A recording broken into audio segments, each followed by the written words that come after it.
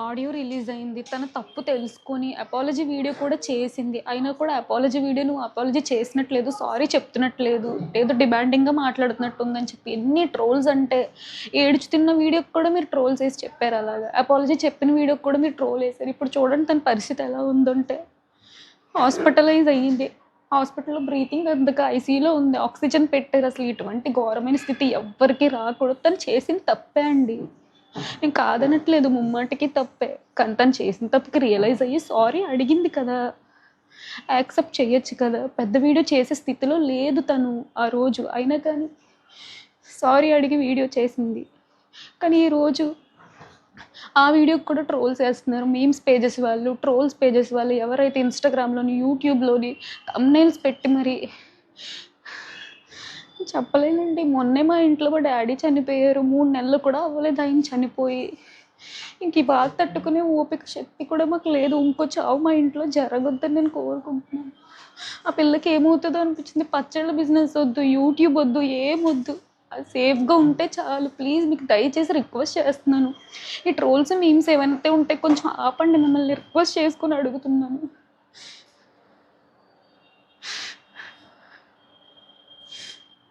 ఇటువంటి సిచ్యువేషన్‌లో కూడా ఒక 4 రోజుల నుంచి కంటిన్యూస్‌గా ట్రోల్స్ ఏస్తున్నారు.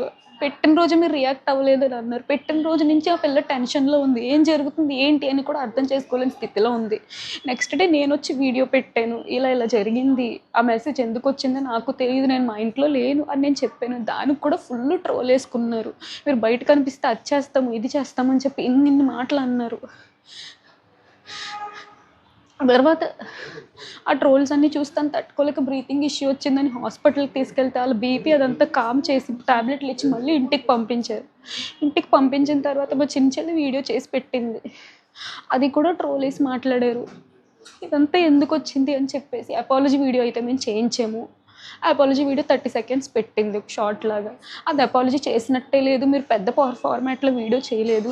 అపాలజీ చేస్తే సరిపోతదా అని అంటున్నారు. ఇంకేం చేయమంటారండి పోనీ చెప్పండి. ఇంకా చావు తప్ప ఇంక మాకు ఇంక దిక్కయితే లేదు. తన సిచ్యువేషన్ ఎలా ఉందంటే ఆల్రెడీ మెంటల్‌గా చాలా అనుభవించుతుంది. ఊపిరి అందక ఇప్పుడు ఈరోజు బెడ్ మీద ఆక్సిజన్ తీసుకునే పరిస్థితుల్లో ఉంది. ప్లీజ్ అండి దయచేసి ట్రోల్స్, మీమ్స్ ఏవేవైతున్నాయో ఇక నుంచి ఆపేస్తారని నేను కోరుకుంటున్నాను. ఈ పికిల్స్ బిజినెస్ వద్దు, యూట్యూబ్ వద్దు, ఏమొద్దు. మనశ్శాంతి ఉంటే చాలండి. ప్రతి ఒక్కరు రోజుకి 2 వీడియోలు చొప్పున చేస్తున్నారు. ఇది అసలు పద్ధతి కాదు. ఎవరైతే యూట్యూబ్ ఛానల్స్ వాళ్ళు ఉన్నారో, ఎవరైతే మీమ్స్ పేజెస్ ఉన్నారో వాళ్ళంతా ఫోటోస్ వాడుకొని మరీ చేస్తున్నారు. సంబంధం లేకపోయినా మా ఫోటోస్ కూడా వాడారు. సరే అది నేను చెప్పాను. అది వదిలేసేయండి. ఇప్పుడు ఈరోజు ప్రాణం మీదకొచ్చిందండి. ఇప్పుడు ఏమన్నా అయితే ఎవరు రెస్పాన్సిబిలిటీ తీసుకుంటారు? చెప్పడానికి మా డ్యాడీ కూడా లేరు. ఏదైనా క్షమించే తప్పు ఉంటదండి. మరి ప్రాణం తీసేంత తప్పైతే ఏది ఉండదు కదా! ఇంక తను ప్రాణాల మీదకి తెచ్చుకున్న పరిస్థితి వచ్చింది. ఇంక అర్థం చేసుకోండి.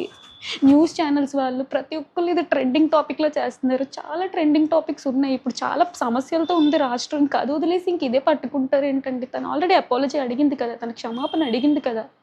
ప్రతి తప్పుకి క్షమాపణ ఉంటది కదా! ఇంక చాలు దయచేసి ఇంక ఈ గొడవ ఇక్కడితో ఆపేయమని కోరుకుంటున్నానండి. మమ్మల్ని, మా ఫ్యామిలీస్‌ని ఇంకా అందులోకి లాగొద్దు. ప్లీజ్ అర్థం చేసుకోమని నేను కోరుకుంటున్నాను. ప్లీజ్ అండి.